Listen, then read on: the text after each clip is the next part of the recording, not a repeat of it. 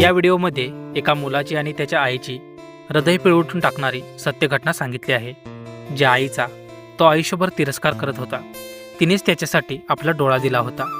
हे सत्य त्याला आईच्या मृत्यूनंतर कळाले.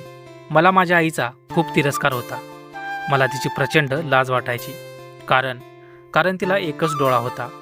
तिचा तो रिकामा डोळा आणि त्या जागी असलेली ती कातडी, हे सगळं बघून मला शिसारी यायची. ती आमच्या कुटुंबावर एक कलंक आहे असं मला वाटायचं. ती शाळेत स्वयंपाकाचं काम करायची, मुलांसाठी खिचडी बनवायची. एक दिवस मी प्राथमिक शाळेत असताना ती अचानक माझ्या वर्गात आली. मला डबा द्यायला किंवा मला बघायला आली असेल. मी जमिनीकडे बघू लागलो. मला इतकं इम्बॅरेसिंग वाटलं की मला रडूच आलं. माझी आई आणि ती अशी एका डोळ्याची. माझ्या मित्रांनी मला चिडवायला सुरुवात केली. ए, तुझ्या आईला एकच डोळा आहे रे. बापरे, कशी दिसते ती. त्या दिवशी मला तिचा इतका राग आला की मला वाटलं हिने माझ्या आयुष्यातून निघून जावं. घरी गेल्यावर मी तिच्यावर खूप ओरडलो. तुझ्या त्या एका डोळ्यामुळे मला शाळेत मुलांनी खूप चिडवलं.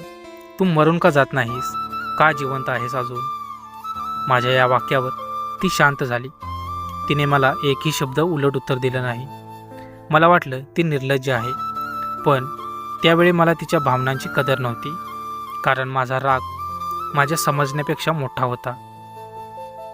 मी ठरवलं काहीही करून इथून बाहेर पडायचं. मी खूप अभ्यास केला, स्कॉलरशिप मिळवली आणि शहरात शिक्षणासाठी निघून गेलो. तिथेच नोकरी मिळवली, लग्न केलं, स्वतःचं घर घेतलं, माझी मुलं झाली. मी माझ्या जुन्या आयुष्याला आणि त्या एका डोळ्याच्या आईला पूर्णपणे विसरून गेलो होतो. मी माझ्या सुखी संसारात खूप आनंदी होतो.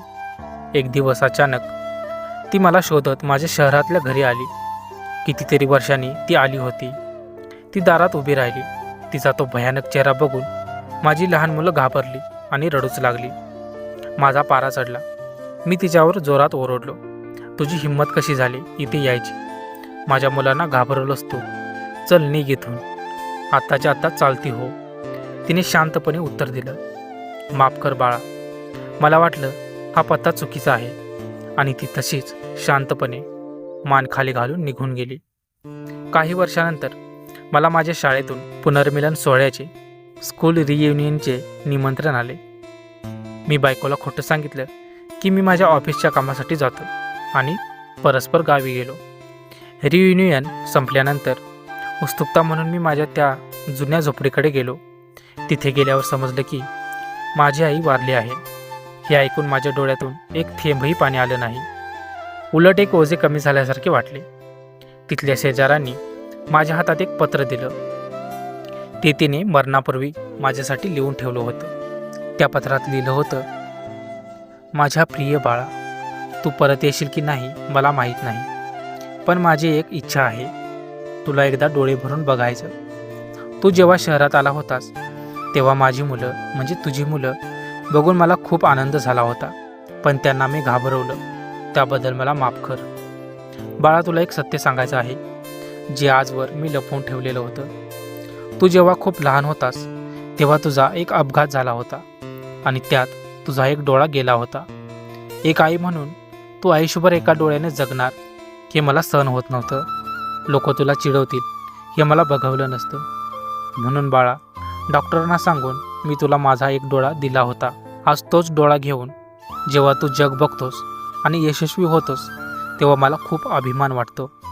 तू माझ्यावर कितीही चिडलास तरी मला दुःख नाही, कारण माझ्या मुलाच्या रूपात माझाच डोळा हे जग बघतोय, तुझीच आई. हे पत्र वाचून माझ्या पायाखालची जमीनच सरकली. माझ्या हातून ते कागद गळून पडले. ज्या आईचा मी आयुष्यभर तिरस्कार केला, जिला मी कुरूप समजलो, तिने स्वतःचं सौंदर्य, स्वतःची दृष्टी मला दिली होती जेणेकरून मी सुंदर दिसावं. आज मी रडत होतो, खूप रडत होतो, पण माझे अश्रू पुसायला आज ती हयात नव्हती. आईवडिलांच्या प्रेमाला कधीही गृहीत धरू नका. ते तुमच्यासाठी काय त्याग करतात हे तुम्हाला तेव्हाच समजते जेव्हा ते या जगात नसतात. आजच त्यांची कदर करा. तर मित्रांनो, आजची एक हृदयस्पर्शी स्टोरी तुम्हाला कशी वाटली ते कमेंटमध्ये नक्की सांगा. तुम्हाला जर हा व्हिडिओ आवडला असेल तर आपल्या व्हिडिओला एक लाईक आणि चॅनेलला सबस्क्राईब करायला विसरू नका. आणि तुमचं जर तुमच्या आईबाबांवरती खरंच प्रेम असेल तर कमेंटमध्ये आय लव्ह यू आई बाबा असं लिहायला विसरू नका. तर भेटूया अशाच एका नवीन आणि माहितीपूर्ण व्हिडिओमध्ये. तोपर्यंत धन्यवाद.